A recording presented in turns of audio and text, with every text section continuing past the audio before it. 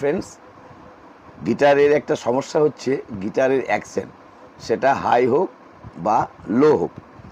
যদি high action হয় তাহলে গিটার বাজাতে কষ্ট হয়, আর যদি অ্যাকশন লো হয় তাহলে গিটারের যে সাউন্ড সেটা বাঞ্চ সাউন্ড আসে।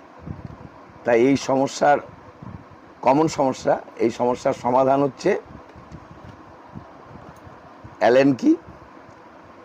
এই অ্যালেন কি ট্রাস রডে অ্যালেন কি লাগিয়ে যদি ঘোরাও ডাইনে, ফ্রেট স্ট্রিংকে কাছে টানে, মানে অ্যাকশন হাই হয়ে গেলে তখন এটা কমবে।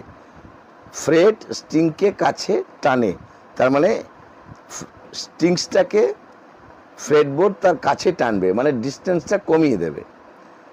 যদি ঘোরাও বামে তাহলে ফ্রেটবোর্ড এবং স্ট্রিংসের দূরত্ব আনে। যদি বামে ঘোরাও তাহলে হবে কি, ফ্রেটবোর্ড আর স্ট্রিংসের দূরত্বটা বাড়বে, মানে ডিস্টেন্সটা বাড়বে। এটাই হচ্ছে এর সমস্যার সমাধান। ভিডিওটি দেখার জন্য ধন্যবাদ।